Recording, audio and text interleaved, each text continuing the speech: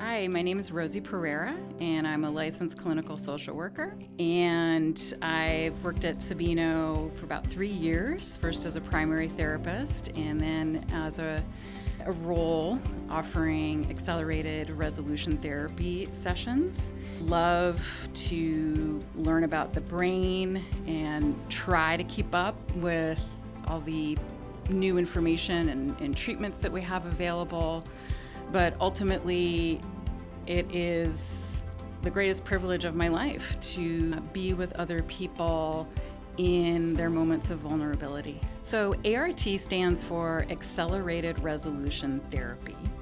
And I think of it as a branch off of EMDR. So Accelerated Resolution Therapy is considered an evidence-based modality, and it is approved by SAMHSA and by the Society of Clinical Psychologists as an approved method for treatment for PTSD. ART uses the same theoretical foundation that EMDR does, the Adaptive Information Processing Network. So both of these therapies are working to help memories that were formed under stress connect to neural networks that allow us to have more access to adaptive information and a greater sense of self. So, for example, if I have a difficult memory or experience that was formed under stress, it may not be connected neurologically to the parts of myself that know I'm resilient and know that I have found support for myself and know that I too provide support for others. So ART uses bilateral stimulation like EMDR, so that could be having a client follow my hand to move their eyes back and forth. It could be using tappers and getting the bilateral stimulation through hand tappers. And that process helps the brain to reprocess the memories and again allow them to have access to the rest of who we are and to be integrated into a larger narrative of who we are. ART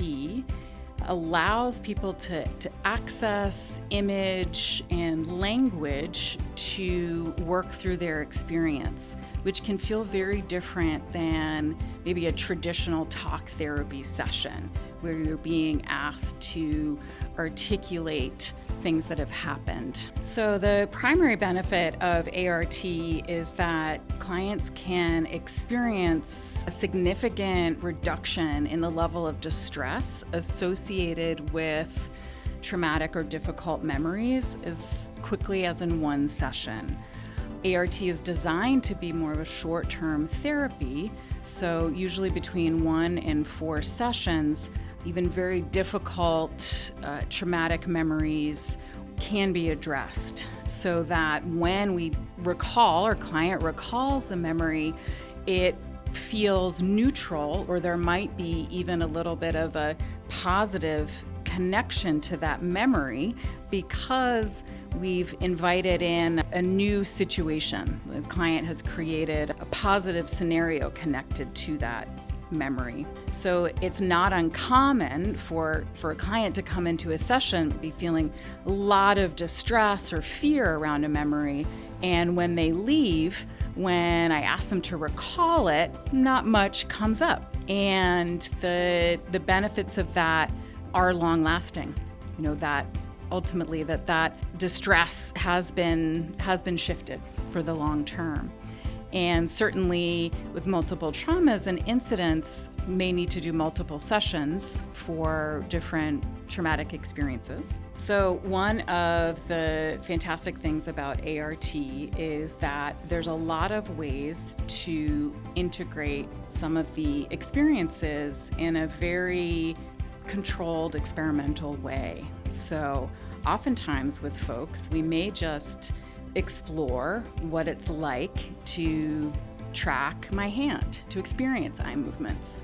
And then the rest of the session might be processing that experience, could be just grounding, moving into even another form of therapy if that experience feels dysregulating. ART can also be used for things like anticipatory anxiety.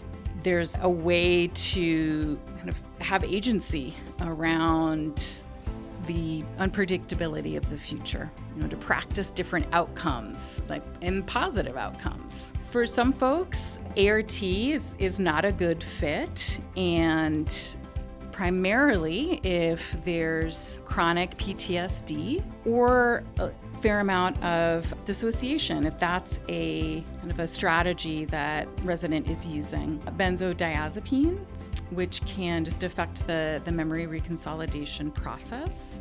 I might do, or how residents and I would work together if I notice some dissociation or distress, we may go for a walk, go outside. I might ask them what other skills they've been working on here, and we might go ahead and practice those together. The mode of therapy is never more important than what is going to feel useful to a resident at any given moment. So the ideal candidate for ART is someone who is open to trying something a little bit different and who has a baseline of emotion regulation skills or tools in their toolbox. So when some difficult emotions arise, the client and I can use those tools to process the emotion, to bring the emotion down. My goal is always for clients to feel that they are in control and that they feel safe.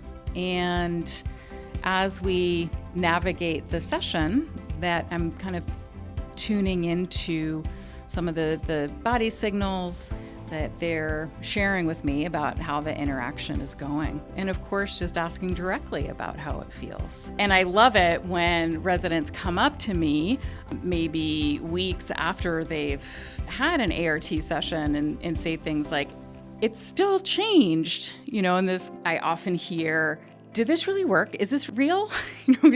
Am I really feeling this way?" Because it can feel quite remarkable to have such a powerful shift.